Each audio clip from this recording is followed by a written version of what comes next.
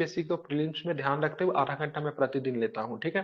तो पहला क्वेश्चन है, किस राज्य सरकार ने डेयरी उत्पाद, चीनी, बेकरी आइटम, पेपरमिंट ऑयल, नमकीन और खाद्य तेल जैसे खाद्य पदार्थों, दवा और सौंदर्य प्रसाधनों पर हलाला लेवल लगाने पर प्रतिबंध लगा दिया है, ठीक है। तो कहाँ पे लगा दिया है? तो उत्तर प्रदेश, ठीक है। उत्तर प्रदेश की सरकार ने हलाला लेवल लगाने पे प्रतिबंध लगा दिया, जो कि मुख्यतः खाद्य पदार्थ से संबंधित होंगे, ठीक है। इसका डिटेल्स देखेंगे क्या है, तो उत्तर प्रदेश की सरकार ने हलाला लेवल वाले खाद्य, दवाओं और सौंदर्य प्रसाधनों के बनाने, स्टोर करने और बेचने पे प्रतिबंध लगा दिया, ठीक है। इस प्रतिबंध को लागू करने के लिए पूरे राज्य में मतलब क्या मारे गए, तो छापे मारे गए, ठीक है। किस कानून के तहत यूपी सरकार ने फैसला लिया, तो हलाला लेवल पर प्रतिबंध के लिए यूपी सरकार ने दो तरह के आदेश जारी किया। पहला आदेश क्या था, तो एक आदेश राज्य खाद्य आयुक्त के कार्यालय ने जारी किया। इसमें कहा गया कि इस तरह के लेबलिंग खाद्य उत्पादों की गुणवत्ता सुनिश्चित करने के लिए food safety and standard act 2006 के खिलाफ है, ठीक है। दूसरे आदेश में कहा गया कि 1940 में drugs and cosmetic product act के नियमों के तहत, ठीक है, दवाओं और कॉस्मेटिक पदार्थों पर हलाला का लेबल लगाने का कोई प्रावधान नहीं है, ठीक है। यह आदेश में यह भी कहा गया कि उपभोक्ताओं के बीच भ्रम पैदा करना कानून के तहत दंडनीय क्या है, अपराध है। आप समझेंगे हलाला होता क्या है, ठीक है। हाल में ये चर्चा में रहा, ठीक है। ध्यान में रखेंगे, सोशल जस्टिस का क्वेश्चन है, इसलिए मेंस के पॉइंट ऑफ व्यू से भी आपको समझना चाहिए हलाला होता क्या है, इसको जरा समझेंगे। हलाला एक अरबी शब्द है। सबसे पहली बात कि हलाला एक अरबी शब्द है। हलाला का मतलब इस्लामिक शरीयत के हिसाब से मतलब बनाया गया प्रोडक्ट। मतलब इस्लाम में एक कानून होता है शरीयत, उसके हिसाब से जो प्रोडक्ट बनाया जाता है उसको मतलब क्या करते हैं, हलाला कहते हैं, ठीक है। हलाला का इस्तेमाल मांस कब हलाल होता है, ठीक है। हलाला का इस्तेमाल और मांस कब हलाल होता है, तो हलाला, भारत में हलाला शब्द का प्रयोग पशु काटने का एक बद्ध तकनीक है, ठीक है। सल्टरिंग टेक्निक, ठीक है। क्या होता है इसमें, इसमें भी किया जाता है। इससे जानवर के गर्दन की नस मतलब कैरोटीन धमनी को काट देते ताकि धीरे धीरे उसका सारा खून बाहर निकल जाए और मर जाए। इस प्रक्रिया के दौरान इस्लाम से जुड़े लोग प्रार्थना पाठ करते हैं, जिसे शहदा के नाम से जाना जाता है। मतलब जब उस समय जानवर की जब हत्या की जाती है तो उसमें प्रार्थना भी करते हैं, ठीक है। इस तकनीक का इस्तेमाल ज्यादातर मुसलमान करते हैं। मांस काटने की दूसरी तकनीक झटका है, ठीक है। इसमें जानवर की गर्दन पे झटके से वार किया जाता है जिससे वो तुरंत मर जाता है, ठीक है। जबकि हलाला में जानवर धीरे धीरे मरता है, ठीक है। इस इस्तेमाल का तकनीक थी कि हिंदू और सिखों में किया जाता है, ठीक है। झटका किसमें होता है, हिंदू और सिखों में होता है, जिसमें तुरंत उसकी मृत्यु हो जाती है, मतलब जानवर को मरने में कष्ट नहीं होता। जबकि हलाला में जानवर धीरे धीरे से मरता है, क्योंकि धीरे धीरे से मतलब क्या होता है, ठीक है, क्या होता उसका है, रक्त निकलता है। तो ब्लडिंग होता है तो धीरे धीरे से मरता है, मतलब नहीं बोलते कष्ट में, ठीक है। जबकि झटका में क्या होता है, तुरंत। जबकि हिंदुत्व में अगर बात करेंगे तो अगर कोई जानवर अगर मर रहा हो, धीरे धीरे कष्ट हो रहा है, तो उसको मुक्ति भी देने की बात कही गई है, ठीक है। तो सब अपना अपना रिलीजनल का कॉन्सेप्ट है, हम लोग बस अपने किताबी भाषा में समझेंगे, धार्मिक चीजों में नहीं जाएंगे, ठीक है। इस्लाम में बात करेंगे तो पोर्क के ऊपर, शराब के ऊपर, ठीक है, इन चीजों पे बैन है। दूसरी बात, एक चीज और भी बता देता हूँ, ठीक है, धन संग्रह, धन पे इंटरेस्ट लेना, ब्याज लेने पे भी बैन है, ठीक है। क्योंकि अभी हाल फिलहाल में रसिया में भी इस्लामिक बैंक खोला गया, तो जो भी इस्लामिक बैंक होते हैं वो मतलब ब्याज नहीं लेते, ठीक है। क्या है, गैर मांस उत्पाद भी हलाला हो सकता है क्या, गैर मांस जिसको मांस नहीं है क्या उसमें भी हलाला हो सकता है। तो इंडियन एक्सप्रेस न्यूज़पेपर के अनुसार इस्लामिक कानून में हलाला मतलब, ठीक, अनुमत है। इसका मांस से कोई लेना देना नहीं, इसका मांस से कोई लेना देना नहीं है। इसलिए शाकाहारी भोजन को भी आमतौर पर स्वीकार्य या हलाला माना जाता है, ठीक है, जब तक उसमें अल्कोहल ना हो। तो मछली और शंख भी ऐसा हो सकता है, ठीक है। भोजन के अलावा अन्य उत्पाद में भी हलाला शब्द का उपयोग किया जा सकता है। उदाहरण के लिए दवाई या कैप्सूल बनाने के लिए पशु उत्पादों का प्रयोग करती है। ऐसी स्थिति में हलाला पर विचार महत्वपूर्ण है, क्योंकि मुसलमान सुअर की चर्बी वाले जिलेटिन वाले कैप्सूल का इस्तेमाल नहीं करना चाहते, ठीक है। इस प्रकार हलाला शब्द का उपयोग व्यक्तिगत देखभाल उत्पादों, पैकेजिंग मटेरियल, पशु चारा आदि के संदर्भ में भी किया जाता है, ठीक है। और जानेंगे हलाला के बारे में। हलाला का मामला कैसे उठा, सबसे पहले बताइए। मामला लखनऊ के एक व्यक्ति ने उठाया। उसने लखनऊ के हत्यागंज थाने में एफआईआर दर्ज की थी। उसने आरोप लगाया था कि कुछ कंपनियों ने एक समुदाय के बीच अपनी बिक्री बढ़ाने के लिए हलाला सर्टिफिकेट जारी कर रही है, जो जनता के विश्वास के साथ खिलवाड़ है। यही से हलाला शब्द चर्चा में आया। 18 नवंबर 2023 को, ठीक है, उत्तर प्रदेश की सरकार ने डेयरी उत्पाद, बेकरी आइटम, पेपरमिंट ऑयल, नमक और खाद्य तेल जैसे पदार्थ, खाद्य तेल, सभी खाद्य पदार्थों पर हलाला लेवल लगाने पर बैन लगा दिया, ठीक है। हलाला लेवल लगाने का मतलब है मुसलमानों के लिए वस्तु जो है क्या पूरी तरीके से सुरक्षित है, ठीक है। इसमें पोर्क वगैरह इस सब का मिश्रण नहीं है, ठीक है। तो इससे मतलब क्या होगा, मुसलमान उस प्रोडक्ट के प्रति ज्यादा मतलब क्या करें, ध्यान आकर्षित करेंगे, क्योंकि उसमें सर्टिफाइड किया गया कि उनके लिए सुरक्षित है। तो और अदर प्रोडक्ट में क्या होगी, तो एक धर्म के लोग उस प्रोडक्ट को, दूसरे प्रोडक्ट को खरीदेंगे नहीं, वो सीधे देखेंगे हलाला सर्टिफिकेट है तो खरीदेंगे, नहीं तो नहीं खरीदेंगे। इससे क्या होगा, मार्केट में कंपटीशन की भावना वन साइड होगी, मार्केट दो खेमा में बढ़ जाएगा। एक धर्म के लोग केवल हलाला सर्टिफाइड सामान को खरीदेंगे और दूसरा धर्म के लोग उसको नहीं खरीदेंगे। तो इससे मतलब समाज में क्या होगा, सामंजस्य की स्थिति मतलब क्या हो जाएगी, मतलब क्या बोलते हैं, इंटॉलरेंस बोलते हैं ना, वो मतलब बढ़ जाएगी, ठीक है। हलाला सर्टिफिकेट क्या है, उसे कौन जारी करता है? तो हलाला सर्टिफिकेट कंज्यूमर को यह बात बताता है कि कोई उत्पाद हलाला माने वाले शर्तों को पूरा करता है या फिर नहीं करता है, ठीक है, ध्यान में रखेंगे। उसके बाद देखेंगे क्या है, तो भारत में हलाल उत्पादों को सर्टिफिकेट के लिए कोई आधिकारिक नियामक नहीं है। कुछ दशक पहले कुछ संगठनों ने एक बोर्ड बना लिया, इसका नाम नेशनल क्वालिटी बोर्ड रखा गया। इसमें जुड़े कई ऑर्गेनाइजेशन बना बना लिए गए। सोसाइटी रजिस्ट्रेशन एक्ट के तहत यह सिर्फ एक सोसाइटी है, सरकार से इसका कोई भी लेना देना नहीं है, क्योंकि हलाला सर्टिफिकेट जारी करने के लिए कोई भी आप व्यापक स्तर पे आप देखोगे, राष्ट्रीय स्तर पे कोई भी सरकारी एजेंसी नहीं है। जो कि बात करेंगे फूड को सर्टिफाइड करने के लिए हमारे पास सरकारी एजेंसी के नाम क्या, फसाई, FASSAI है कि नहीं है, ठीक है, ध्यान में रखें, जो कि फूड की गुणवत्ता को चेंज करती है, मतलब चेक करती है। सभी चीजों पे देखेंगे फसाई का उससे सर्टिफाइड किया हुआ रहता है वो प्रोडक्ट। यह एक निजी बोर्ड का रजिस्ट्रेशन करवाकर कई संगठन हलाला सर्टिफिकेट बांटते हैं। शुरू में सिर्फ मांस से जुड़े उत्पाद के लिए सर्टिफिकेट दिया जाता था। वर्ष 1993 में अन्य उत्पाद कॉस्मेटिक साबुन तेल को भी सर्टिफिकेट देना शुरू हुआ। द इंडियन एक्सप्रेस के अनुसार विभिन्न हलाला सर्टिफाइंग एजेंसियों के सर्टिफिकेशन की वैधता मुस्लिम उपभोक्ताओं के बीच, ठीक है, उनके नाम पहचान के साथ साथ इस्लामी देशों के नियमों में भी मान्यता मान्यता में निहित है। हलाला सर्टिफिकेट देने वाली भारत की संस्था की बात करें, चेन्नई की हलाला इंडिया है, दिल्ली की जमीयत उलमा ए हिंद हलाल ट्रस्ट है, मुंबई की हलाल काउंसिल ऑफ इंडियन जमीयत उलेता है। इसके अलावा कई भी प्राइवेट संस्थाएं भी सर्टिफिकेट बांटती है। नोट, ये संस्था भारत सरकार के किसी भी संगठन से संबंधित नहीं है और न ही इनकी सरकारी मान्यता है। हालांकि हलाला इंडिया का सर्टिफिकेशन को कतर के सार्वजनिक स्वास्थ्य मंत्रालय, संयुक्त अरब अमीरात उद्योग और उन्नत प्रौद्योगिकी मंत्रालय और मलेशिया के इस्लामी विभाग सहित अन्य द्वारा मान्यता प्राप्त है, ठीक है, ध्यान रखें। यह मान्यता इस्लामिक देशों के लिए क्या है, महत्वपूर्ण है, ठीक है, क्योंकि यहाँ पर मुस्लिमों की संख्या अधिक होती है। उत्तर प्रदेश की सरकार ने किस महापुरुष की जयंती पे 25 नवंबर को नॉनवेज डे घोषित कर दिया, ठीक है, मतलब उस दिन किसी भी राज्य में कोई भी लोग मतलब एक तरह से नॉनवेज डे रहेगा, मतलब वेज के लोग ही सेवन करेंगे। तो क्या, साधु TL बासवानी, ठीक है। तो इस तरह का डिटेल्स करंट अफेयर्स के लिए मैंने आधा घंटा का समय बना रहा, इतना डिटेल्स में हलाला बहुत लोग नहीं जानते होंगे, लेकिन आज आप लोग को जी हलाला के संबंधित सारे कंसेप्ट क्लियर हो गए होंगे, हुए कि नहीं हुए बताइए। हुए सर। बिल्कुल। आप चलेंगे यहाँ पे, तो उत्तर प्रदेश की सरकार ने 25 नवंबर 2023 को सभी बूचड़खाने और मांस की दुकानें बंद करने का आदेश दिया है, ठीक है। अहिंसा का सिद्धांत प्रतिपादित करने वाले महापुरुष, हमारे देश में अहिंसा का सिद्धांत प्रतिपादित करने वाले महापुरुषों की जयंती को अहिंसा दिवस के रूप में मनाया जाता है। जैसे महावीर जयंती की बात करेंगे, बुद्ध जयंती की बात करें, गांधी जयंती, साधु TL वासवानी जयंती, ठीक है, इसको भी आपको ध्यान में रखना है। साधु TL वासवानी कौन थे? तो जन्म की बात करेंगे तो इनका जन्म 25 नवंबर 1879 को हैदराबाद में हुआ था। इनका पूरा नाम साधु थावर दास लीलाराम बासवानी था। तो भारत के शिक्षाविद एवं स्वतंत्रता सेनानी भी थे, ठीक है, ध्यान में रखेंगे। अब क्या क्यों ये चर्चा में आए, तो देखिए, इन्होंने बासवानी ने शिक्षा में मीरा आंदोलन चलाया। उन्होंने पुणे के साधु बासवानी शिक्षा की स्थापना की, ठीक है। हलाला ब्रांडिंग पे भी प्रतिबंध लगा दिया गया। 18 नवंबर को उत्तर प्रदेश सरकार ने डेयरी उत्पाद, केरी आइटम, पेपरमिंट, नमकीन, खाद्य तेल जैसे खाद्य पदार्थों के लेबल हटाने पर बैन लगाया, ठीक है। खाद्य सुरक्षा औषधि प्रशासन यूपी ने, ठीक है, 24 नवंबर तक, ठीक है, 2500 किलोग्राम हलाला प्रमाणित उत्पाद जब्त कर लिए गए। मुस्लिम संस्थाओं ने हलाला प्रतिबंध की आलोचना की। लीगल ऑप्शन तलाशे जा रहे हैं, ठीक है, चलिए। लेकिन स्टेट को अधिकार रहता है, आपको पता है क्या खाना है नहीं खाना है, स्टेट इन चीजों पे, ठीक है, बैन कर सकती है, ठीक है। आर्टिकल 47 भी तो यही करता है, बहुत सारे खाने पीने की चीजों पे स्टेट तो बैन कर सकती है ना। आर्टिकल 47 के आधार पे तो बिहार में शराबबंदी हुआ है कि नहीं हुआ है? जी सर। चलिए, तो यहाँ पे बात करें दूसरी बात, ठीक है, स्टेट अगर बात करें तो मांस को भी बैन कर सकती है, ठीक है, कर सकती है नहीं कर सकती है? आर्टिकल 48 क्या कहता है, 48 में क्या है? 48 में वन जीव वन्य जीव के बारे में संरक्षण। किया गया, तो उस आधार पर पशु का संरक्षण के आधार बनाकर 48 को आधार बनाकर बंद कर सकती है।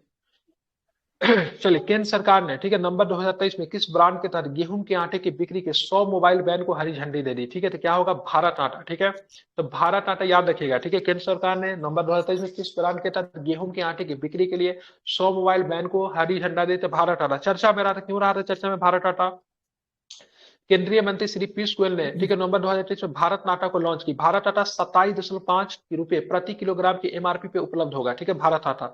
इसके अतिरिक्त उपभोक्ताओं को राहत देने के लिए केंद्र द्वारा केंद्रीय भंडार नेफेड और, ठीक है, NCF के माध्यम से 60 रुपए प्रति किलो की दर पे भारत दाल भी उपलब्ध करवाया जाएगा, ठीक है। तो भारत आटा का कीमत कितना होगा, 27.5 रुपए, ठीक है। भारत दाल का कीमत कितना होगा, 60 रुपए, ठीक है। तो इंपॉर्टेंट प्रश्न है, एग्जाम में आपको आ सकता है, पूछेगा भारत आटा के संदर्भ में निम्नलिखित में से कौन सा स्टेटमेंट सही नहीं है? पहला स्टेटमेंट देगा, केंद्र सरकार ने नवंबर 2023 में, ठीक है, 100 मोबाइल वैन को हरी झंडी दिखाई, ठीक है। दूसरा पूछेगा, ठीक है, ये मतलब ये जो था मुख्य रूप से, ठीक है, केंद्रीय मंत्री श्री पीयूष गोयल के द्वारा लॉन्च किया गया, ठीक है, भारत आटा का कीमत, ठीक है, मार्केट में, ठीक है, 32.50 रुपया होगा, ठीक है। निम्नलिखित में से कौन सा स्टेटमेंट सही नहीं? एक दो, दो तीन, एक दो तीन, या फिर केवल एक का दो सही है? तो क्या बताएंगे? इस तरह के क्वेश्चन बीपीएससी केवल बना एक दो देगा, ठीक सही, है। बाकी सारे केवल एक गलत। दो सही, क्योंकि भारत आटा की कीमत कितना रहेगा? 27.5 रुपये रहेगा, 32.5 रुपया नहीं रहेगा, ठीक है। ध्यान रखिए, कहाँ मिलेगा भारत आटा? आप लोग क्लास के बाद जाके भारत टाटा ढूंढेंगे, ठीक है। भारत टाटा Kendriya Bhandar, National Agriculture Cooperative Marketing Federation of India Limited तथा National Cooperative Consumer Federation of India पर भी उपलब्ध होगा, ठीक है। जाके ढूंढिए ये संस्था कहाँ पे है, ठीक है। इसको ढूंढना ही टेढ़ी है। देख रहे नाम, देख रहे हैं, भारत टाटा कहाँ पे उपलब्ध होगा? Kendriya Bhandar, National Agriculture Cooperative Marketing Federation of India Limited तथा National Cooperative Consumer Federation of India Limited पे भी उपलब्ध होगा। मामूली इतना दुकान में कब तक पहुंचेगा कोई आइडिया नहीं है, ठीक है। समझ रहे तेरे हैं? पड़ोसी घर से मतलब मांग लेंगे। इसने में जाके कहेंगे नहीं लेना, 10 रुपया और एक्स्ट्रा देंगे, 40 रुपये करने के जाके बगल से ले आएंगे, ठीक है। तो ये भारत आटा यहाँ पे उपलब्ध होगा, ठीक है। चलिए, किस राज्य ने निजी आरक्षण दे क्षेत्र में सकता स्थानीय युवाओं को है। 75% आरक्षण देने वाला कानून को हाई कोर्ट में असंवैधानिक बदल कर रद्द कर दिया? क्या बोले? हरियाणा। हरियाणा। हम्म। ये भी ऑप्शन दे हरियाणा बोल, सकता है। हाँ हाँ बिल्कुल दे सकता है, ठीक है। बिल्कुल दे सकता है। तो किस राज्य ने निजी क्षेत्र में? अब निजी क्षेत्र क्या होता है भाई साहब? निजी क्षेत्र देंगे, सरकारी नौकरी में तो 75% जो भी आरक्षण देने की बात है। अब निजी क्षेत्र में जैसे मान लीजिए कोई कंपनी हायर करेगी, तो कंपनी हायर करेगी तो बाहर के लोगों को हायर नहीं करेगी, ठीक है। अब वहां पे 75% लोगों को, मतलब स्थानीय लोगों को हायर करना पड़ेगा। तो ऐसा कानून हरियाणा लेकर आई। अब इससे इफिशियंसी में कमी आ जाएगी ना, बाहर के लोगों को काम नहीं मिलेगा, बढ़िया लोगों को काम नहीं मिलेगा। तो इसलिए हाई कोर्ट ने फैसला सुनाते हुए कि संविधान में स्पष्ट है कि जन्म के स्थानीय अस्थायी पते के आधार पर किसी के भी भेदभाव नहीं किया जा सकता। आर्टिकल 15। 15, बहुत सुंदर। स्थानीय लोगों का आरक्षण देने के लिए कानून निजी कंपनियों पर लागू किया गया, जबकि राज्य सरकार के पास इसका अधिकार नहीं है। यह विषय केंद्र की 21वीं एंट्री का है, और ऐसे कानून राज्य नहीं बना सकते, ठीक है। ध्यान में रखेंगे। हाई कोर्ट ने कहा इस कानून को मंजूरी दी गई तो हर राज्य ऐसा ही करेगा। देश के भीतर एक कृत्रिम दीवार खड़ी हो जाएगा, इससे मतलब जिसकी किसी भी कीमत पर अनुमति नहीं दी जाए। इससे क्या चीज का बढ़ावा मिलेगा? क्षेत्रवाद का बढ़ावा मिलेगा कि घरवाद का बढ़ावा मिलेगा? क्या चीज का बढ़ावा मिलेगा? क्षेत्रवाद। क्षेत्रवाद का। बिल्कुल क्षेत्रवाद का बढ़ावा मिलेगा। क्षेत्रवाद। मेंस के लिए क्षेत्रवाद बहुत ही ज्वलन टॉपिक है, इसको एक दिन पढ़ा दूंगा क्षेत्रवाद क्या होता है, ठीक है। चलिए आगे चलेंगे तो जी क्या सर। देखेंगे यहाँ पे? हरियाणा सरकार ने नवंबर 2021 में हरियाणा राज्य स्थानीय उम्मीदवार का रोजगार अधिनियम अधिसूचना जारी की। 15 जनवरी 2022 को ये कानून पूरे राज्य में लागू हो गया था। फरीदाबाद एवं गुरुग्राम समेत राज्य के 7 से 8 औद्योगिक संगठनों ने इस कानून के हाई कोर्ट को चुनौती दी। बिल्कुल दिक्कत हो जाएगा। अब देखिए, कोई भी कंपनी लोकल लोगों को हायर नहीं करना चाहती है। लोकल लोगों को कुछ बोलेगी कंपनी, या फिर उसका बॉस भी डांटेगा, वो कल पूरा गाँव को लेकर पहुंच जाएगा कूटने के लिए, ठीक है।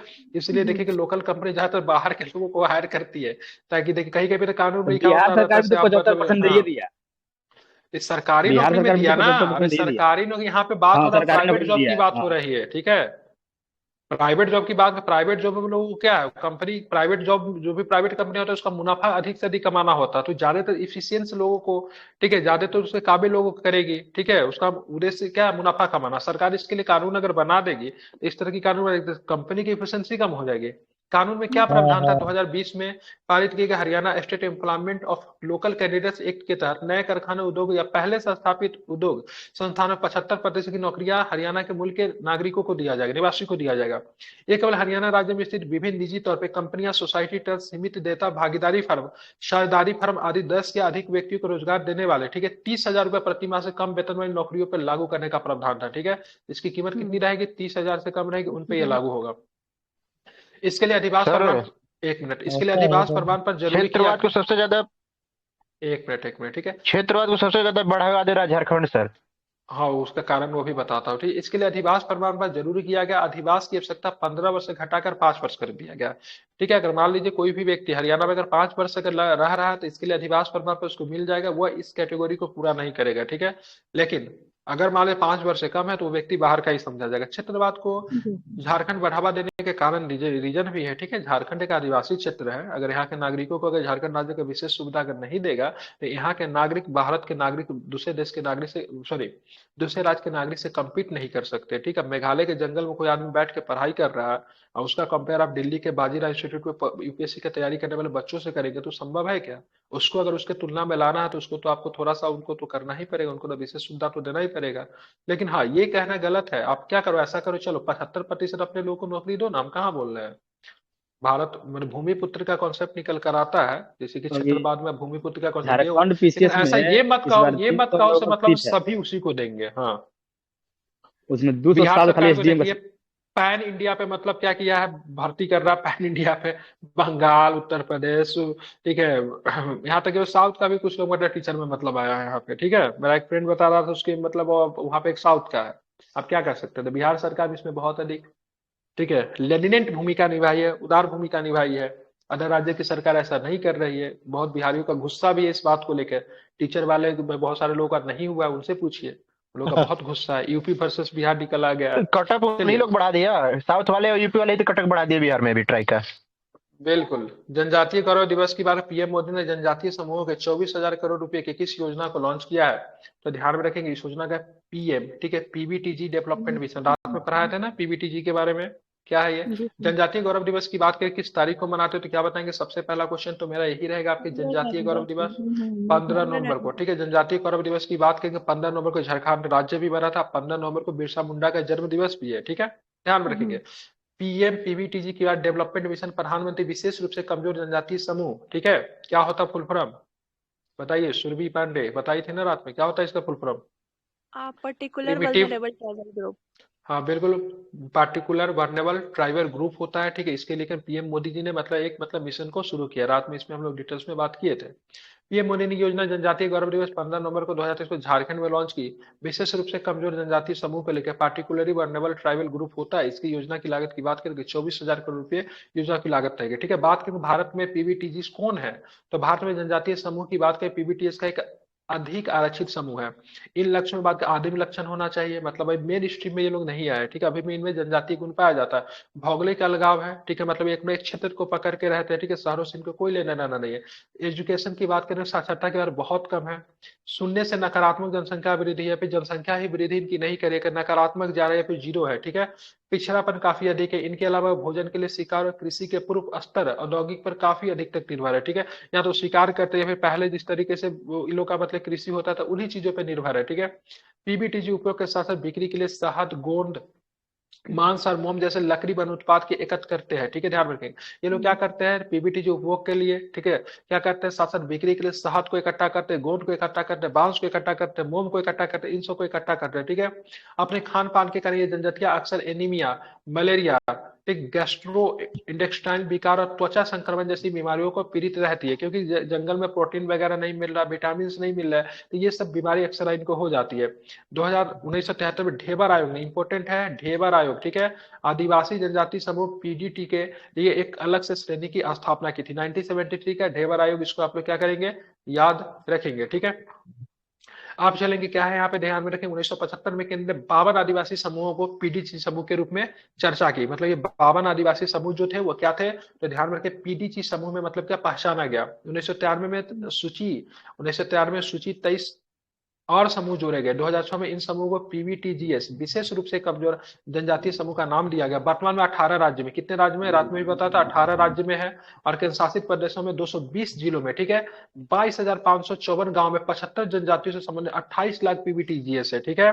ध्यान रखें कितने पीवीटीजीएस की जनसंख्या 28 लाख है, ठीक है। जिला की संख्या की बात करेंगे 220 है, ठीक है। गांव की संख्या की बात करेंगे 22,544 गांव, ठीक है। जनजाति की संख्या की बात करें 75 जनजाति है, और राज्यों की संख्या कितने, 18। आपके लिए इंपोर्टेंट क्या है, तो क्या करो, आपके पास राज्य की संख्या निकल कर आओ। मतलब पीबीटीएस समूह की बात करें कितने राज्यों में आपको देखने को मिलेगा, तो 28 राज्यों में आपको देखने को मिलेगा। 18 अब राज्य आते है। 2000, सॉरी 18 राज्यों में आपने आपको 18 देखने राज्य। को मिलेगा, ठीक है। जिला कितना हो जाएगा, 220। अब बात करेंगे 2011 की जनगणना के अनुसार कैसी बात हुआ, ठीक है। तो 2011 की जनगणना के अनुसार ओडिशा में, ठीक है, पीबीटीजी की सबसे बड़ी आबादी की बात करेंगे तो कितना था, 8,66,000। इसके बाद बात करें 6,09,000 के साथ मध्य प्रदेश दूसरे नंबर पे, और तीसरे नंबर पर तेलंगाना आया। तीसरे नंबर पर आंध्र प्रदेश है, जिसमें तेलंगाना उस समय इंक्लूड था, क्योंकि तेलंगाना राज्य आपका 2014 में बनती है, ठीक है। ये डाटा जो मैं आपको बता रहा हूँ 2011 का डाटा था। अगर आपने पूछेगा पीवीटीजीएस की सर्वाधिक जनसंख्या कहाँ पे है, तो क्या बताएंगे देवी और सज्जनों, क्या बताएंगे,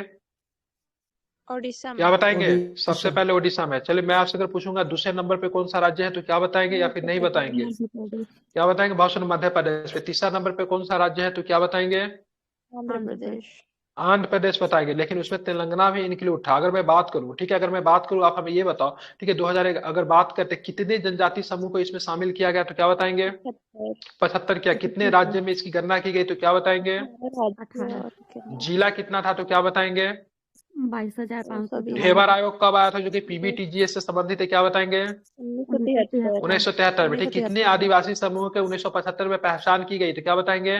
52 52 52 में। 1993 में फिर इसमें कितने समूह को और जोड़ दिया गया? ठीक है, कितने जोड़ दिया गया? जोड़ दिया गया 52 और 23 को जोड़ेंगे तो टोटल कितने आदिवासी समूह हो जाएंगे, क्या बताएंगे? चलिए, 75 विशेष रूप से कमजोर जनजाति समूह का दर्जा इनको कब दिया गया, तो क्या बताएंगे? 2006 में 2006 में 2006 में रहे। वेरी गुड, बहुत अच्छे। ठीक है, सबसे बड़ा पीबीटी समूह की बात करें, ओडिशा का कौन सा समुदाय? सौरा समुदाय है। ठीक है, सौरा समुदाय की जनसंख्या की बात करें, 5,35,000 इनकी जनसंख्या है। ठीक है, तो ओडिशा का कौन सा समुदाय? सौरा समुदाय, आपको ध्यान में रखना है। ठीक है, हमारी जो देश की महामहिम राष्ट्रपति साहिबा जो है वो भी मतलब ओडिशा से ही आती है। ठीक है, और किस समुदाय से आती है? किस समुदाय से? संथाल जनजाति से आती है। ठीक है, क्या आती है? संथाल जनजाति से। संथाल जनजाति भी इसमें एक शामिल है। ठीक है, संथाल, मुंडा, ओराव, ये सारे के सारे जनजाति जो कि इन लोगों का जनजाति तो है, साथ में भारतीय स्वतंत्रता आंदोलन में भी इनकी प्रमुख भूमिका रही थी। ठीक है, चलिए, अब पीबीटीजी का विकास मिशन क्या दे हैं?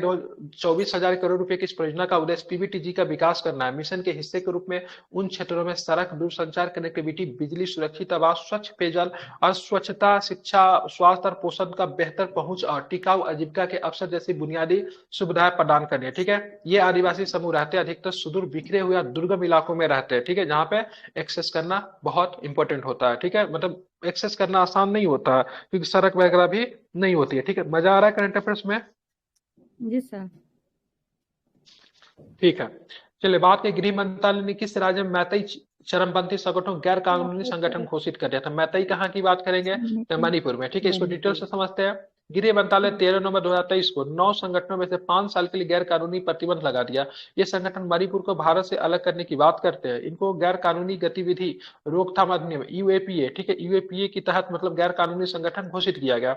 मणिपुर में जो मणिपुर के जो संगठन जो कि गैर कानूनी संगठन घोषित किए, उसमें पीपुल्स लिबरेशन आर्मी पीएलए है, रेवोल्यूशनरी पीपुल्स फ्रंट भी है, यूनाइटेड नेशनल लिबरल फ्रंट, ठीक है, ये भी है, मणिपुर पीपुल्स पार्टी, ठीक है, ये भी है, पीपुल्स लिबरेशनरी पार्टी ऑफ, ठीक है, कांगेल पाई, ये भी शामिल है, कांगेली पाई कम्युनिस्ट पार्टी भी है, जिसको रेड आर्मी के नाम से कहते हैं। ठीक है, कांगेल, क्या नाम है, कांगलेई, ठीक है, यावल कनवा ग्रुप को भी शामिल किया गया है, कोऑर्डिनेंस कमेटी को भी शामिल किया गया है, अलायंस फॉर सोशलिस्ट यूनिटी को भी शामिल किया। मतलब ये सारे को मतलब मणिपुर में गैर कानूनी संगठन घोषित किया गया। कितने वर्षों के लिए किया गया, तो क्या बताएंगे?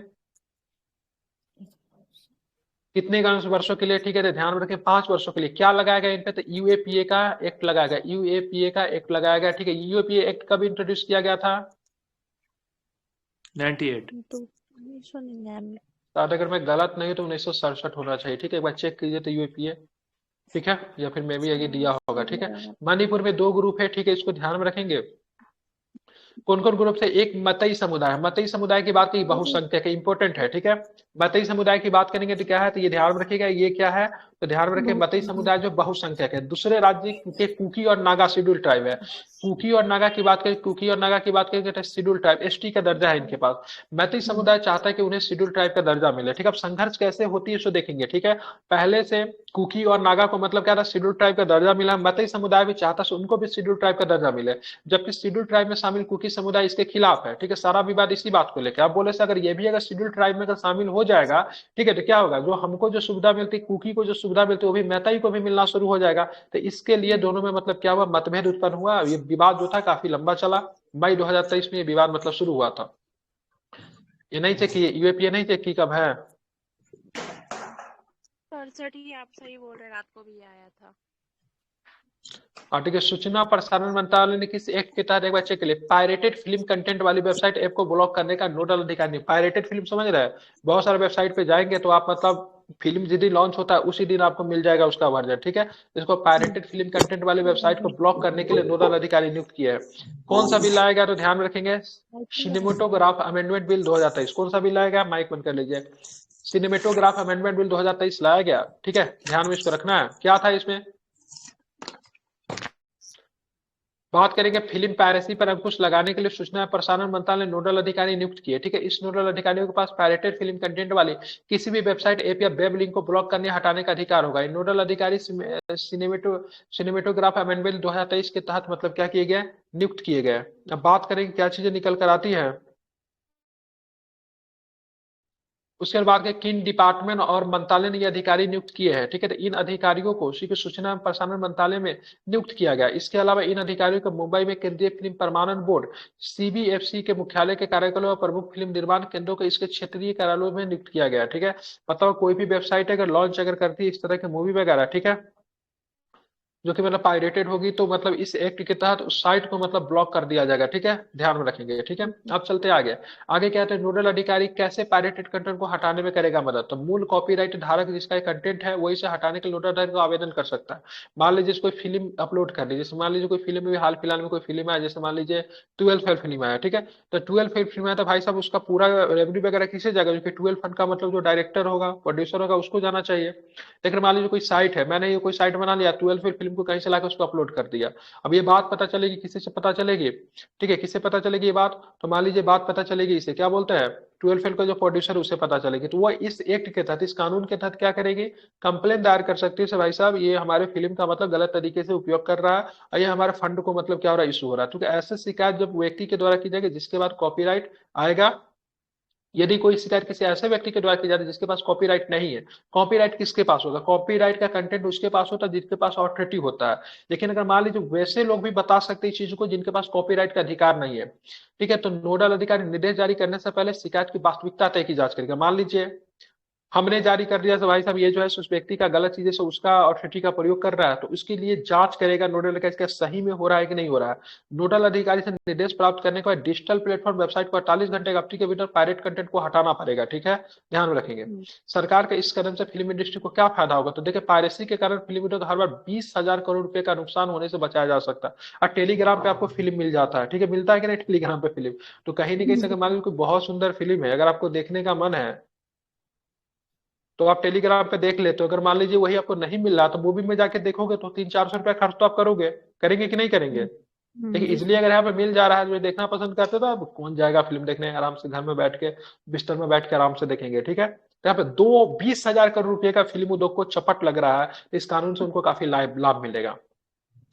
नोडल अधिकारियों को तुरंत पायरेसी के खिलाफ कार्रवाई करेंगे जिससे किसी भी फिल्म, वेब सीरीज या अन्य कंटेंट का नुकसान होने से बचाया जा सकता है देवियों और सज्जनों। ठीक है, चलिए आगे पढ़ेंगे तो क्या है, तो देखेंगे सिनेमेटोग्राफर अमेंडमेंट 2023 क्या क्या इसमें आया, बिल आया है। ठीक है, राज्यसभा ने, ठीक है, राज्यसभा ने 27 जुलाई 2023 को इस एक्ट को पास किया। इस एक्ट का उद्देश्य है, ठीक है, अनरिस्ट्रिक्टेड विथ कॉशन। ठीक है, श्रेणी में आयु आधारित प्रमाणीकरण को 3 श्रेणियां होगा, यूए 7+, यूए 13+, यूए 60+ में पेश होंगे। साथ ही केंद्रीय फिल्म प्रमाणन बोर्ड को फिल्म को टेलीविजन अन्य मीडिया पर रिलीज करने के लिए एक अलग से प्रमाणन के साथ मंजूरी देने की अधिकार होगा। फिल्म चोरी रोकने के लिए विधेयक को सिनेटोग्राफ अधिनियम में नई धाराएं शामिल करने का प्रावधान देता है, जिसमें फिल्मों की अनधिकृत रिकॉर्डिंग धारा 6A और उनके प्रदर्शन धारा 6B पे रोक लगाना भी शामिल है। ठीक है, अब कुछ लोग जाते हैं, देखिए हॉल रिकॉर्डिंग में भी आ जाता है, सेम डेट पे आ जाता है, कोई फिल्म आज लॉन्च हुआ शाम में उसका हॉल रिकॉर्डिंग आता है, उस पे भी मतलब प्रतिबंध लगाने की मतलब बात कही गई है। इस पे देखिए डीप फेक क्या है, ठीक है, ध्यान में डीप फेक क्या है, जिसकी चर्चा हाल में एक्ट्रेस रश्मिका मंदाना की वजह से आप लोगों ने देखा होगा। ठीक है, मैं इसका यहाँ पे चर्चा नहीं कर सकता, लेकिन यहाँ पे मतलब आपने रश्मिका मंदाना का एक बॉडी डबल, ठीक है, जो कि मतलब अश्लील कपड़ा पहन के हरकत कर रही थी और उसका चेहरा जो था मतलब रश्मिका मंदाना से मिल रहा था। इस वीडियो के बारे में चर्चा हुआ था कि नहीं हुआ था, ये मेंस के लिए बहुत इंपॉर्टेंट है, जानते कि नहीं जानते कि बताना पड़ेगा। आइए यस ना सर, सर, नहीं जाना वायरल हुआ था। हाँ तो वायरल हुआ था, रश्मिका मंदाना की तरह दिखने वाली एक लड़की जो थी उसने अपना डीप फेक करवा के उनका शकल बना लिया। ठीक है, देखिए रश्मिका मंदाना की बात की बहुत ही वेल एस्टेब्लिश एक ये भी एक्ट्रेस है करंट अफेयर्स और में आ इसमें गया बहुत ही है। मतलब भड़कदार मतलब उसने ये भी करंट अफेयर्स में आ गया है क्या? बिल करंट अफेयर्स में डीप फेक बहुत चर्चा में रहा है, डीप फेक को लेकर बहुत ये विवादित चीज है, कहा नहीं ये करंट अफेयर्स में आएगा। ठीक है, आप उसको ड्रेस वगैरह पे मत जाओ, डीप फेक क्या है वो हमको कॉन्सेप्ट को समझना है। ठीक है, समझ ठीक रहे है हैं, तो ठीक इसमें है। मतलब क्या होता है, इसमें होता क्या है, तो इसमें देखेंगे इसमें असली वीडियो में दूसरे व्यक्ति का चेहरा फिट किया जाता है। ठीक है, समझ रहे हैं, अगर मान लीजिए हमें कोई बदनाम करना चाहेगा, तो मान लीजिए कोई मेरा वीडियो चाहे कुछ भी है, उसमें क्या करेगा, ठीक है, वो कुछ गलत बात बोल रहा है, उसमें मेरा तस्वीर लगा देगा, लेकिन लोगों को फर्स्ट प्रायोरिटी में क्या नजर आएगा? फर्स्ट प्रायोरिटी पे यही नजर आएगा कि हम भी कुछ गलत बोल रहे हैं कि नहीं बोल रहे हैं? जी सर। ठीक है, तो हम्म। असली फोटो से दूसरे व्यक्ति को चेहरा को फिट कर दिया जाता है, असली वीडियो में दूसरे की आवाज को फिट कर दिया जाता है। अब मान लीजिए मेरा वीडियो असली है, ठीक है, और उसमें कुछ ऐसा बात फिट कर दिया जाए जिसमें लोगों को लगेगा यार ये अजीब बात कर रहा है, इनसे तो उम्मीद नहीं कर सकते ऐसी बात करेंगे। ठीक है, मतलब असली वीडियो में दूसरे की आवाज फिट कर देंगे, असली फोटो में दूसरे व्यक्ति का चेहरा फिट कर देंगे, असली वीडियो में दूसरे व्यक्ति का चेहरा भी। इसमें बहुत इससे पहले भी निकला था, अगर मान लीजिए कोई पॉर्न मूवीज, ठीक है, चलिए थोड़ा डिटेल, पॉर्न मूवीज में कोई एक्ट्रेस है जो पॉर्न की एक्टिविटी कर रही है, उसमें किसी एस्टेब्लिश किसी लीडर का फोटो लगा दे, किसी का कुछ भी लगा दे, तो लोगों को तो जो नहीं जो समझ तो समझेंगे इसे पॉर्न एक्टिविटी में यही आदमी का इन्वॉल्वमेंट है कि नहीं? हाँ तो डीप फेक से पॉर्न इंडस्ट्री भी काफी अधिक प्रभावित हो रहा है। ठीक है, हाँ समझ रहे, किसी को बदनाम करने के लिए कुछ भी किया जा सकता है, तो यही हाँ। चीज है। ठीक है, अब डीप फेक क्या होता है इसको जरा समझते हैं।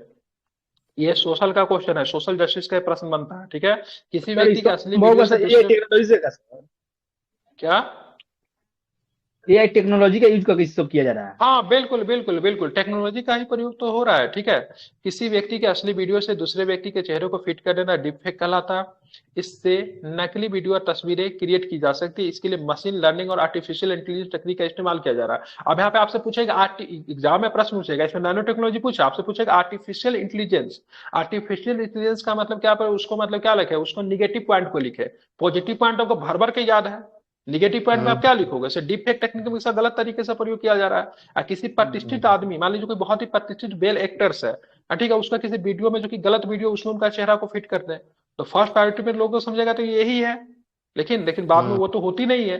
स्पष्ट रूप से समझने, डीप फेक कोडर और ठीक है डिकोडर टेक्निक पे आधारित है। ठीक है, आजकल मार्केट में कई ऐसे ऐप है जिसमें डीप फेक वीडियो और फोटो बनाया जा सकता है। रश्मिका मंदाना से संबंधित मामला था 2023 में, पहले हफ्ते में एक्ट्रेस रश्मिका मंदाना का एक deep fake video social media पर काफी वायरल हुआ। इस डीप फेक वीडियो में रश्मिका मंदाना का चेहरा एक महिला के शरीर पे लगा हुआ था। ठीक है, इस वीडियो में वायरल होने का रश्मिका मंदाना ने गहरी चिंता जताई, इसके बाद इनकी चर्चा काफी हुई। ठीक है, वो महिला का ड्रेस काफी मतलब छोटा ड्रेस था, काफी मतलब वो बोल सकते हैं मतलब नॉट सोशली एक्सेप्टेड, मैं इतना बोलूंगा सोशली सामाजिक तौर पे वो जो ड्रेसेस जो पहनी हुई तो एक्सेप्टेड नहीं थी। ठीक है, इसका रश्मिका मंदाना ने चिंता जाहिर भी किया।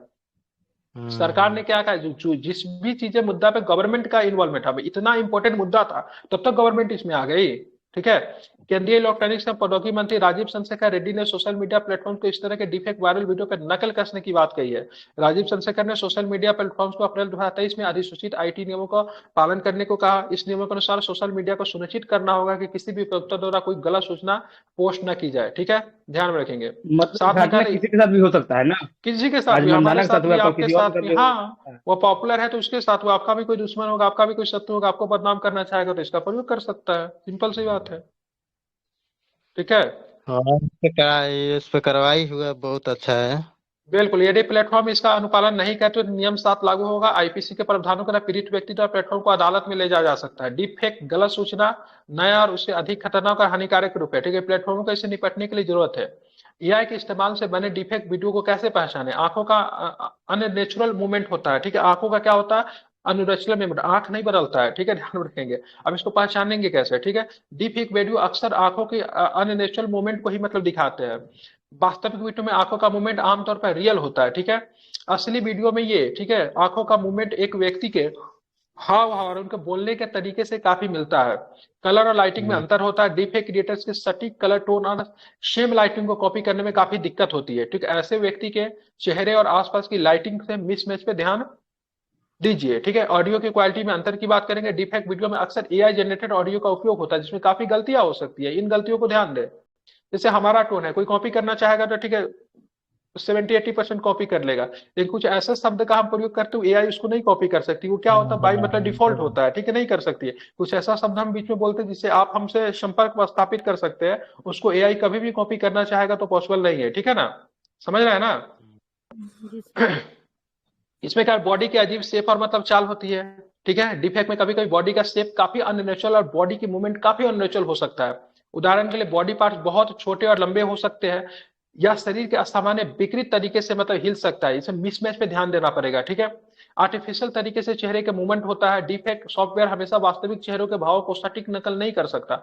चेहरे की हरकतें देखें तो आवाज और तालमेल नहीं खाते और मतलब वीडियो में बिल्कुल भी मैच नहीं खाते। बॉडी के पोस्चर और फिजिक्स में भी अंतर हो जाता है, ठीक है। डीफेक वीडियो में बॉडी का नेचुरल पोस्चर और फिजिक्स नहीं दिखाई देता। शरीर के किसी भी अजीब स्थिति मूवमेंट पे ध्यान दे जो असामान्य शारीरिक रूप से असंभव प्रतीत होते हैं, ठीक है। और दूसरी बात, जो भी लोग मतलब रहेंगे, ठीक है, जो पहले से उस व्यक्ति को जान रहे थे, कितना भी डिफेक्ट बना लो तो 1 मिनट में पहचान जाएगा भाई साहब ये आदमी हो ही नहीं सकता है, किसी ने इसका कॉपी किया है, ठीक है। जिनके सामान्य पे आप देखिए, सामान्य पे टेलीग्राम का ही क्या है, टेलीग्राम पे देखिए किसी का आईडी बना के किसी को कुछ बोल देता है, ठीक है। मेरे आईडी से भी कई लोगों को कुछ कुछ मैसेज आता था, लिंक वगैरह, फिर हमने वेरीफाई करवा लिया, आप करवाओ तुम, ठीक है। इसके लिए तुमको 3 से 4 हजार रुपया खर्चा करना पड़ेगा मेरे आईडी को कॉपी करने के लिए, ठीक है। तो इस तरह की चीजें हर जगह पे होता है। कॉपी करने वाले, कुछ लोगों को परेशान करने वाले लोग हर जगह होते हैं, ठीक है। हर जगह पे इसे सोशल मीडिया पे भी आजकल एक नया नियम चला है, मेरे नाम से आपके नाम से जाएगा, बोलेगा भाई साहब पैसा का बहुत जरूरी है, 2 शाम तक लौटा देंगे। आईडी के कॉपी कर करके उसके जान पहचान के लोगों से मतलब पैसा मांगा जा रहा है। तो बहुत सारे की घटनाएं आपको देखने को मिलती है, ठीक है। तो आज का 30 बहुत 30 मिनट सतर्क का रहना क्लास यहीं पे पड़ेगा। समाप्त हुआ, ठीक है। हाँ, 30 मिनट का समय, इसको स्क्रीनशॉट ले लीजिए, कल के क्लास यहीं से फिर से कंटिन्यू होगी, ठीक है। पेज नंबर की बात करेंगे यहाँ तक, ठीक है। चलिए यहाँ तक हम लोग पहुंचे, यहाँ स्क्रीनशॉट ले लीजिए, ठीक है। डीफैक के बाद हम लोग कल के क्लास को कंटिन्यू करेंगे, ठीक है। ये क्लासेस डिटेल्स में प्रतिदिन, ठीक है, कितनी देर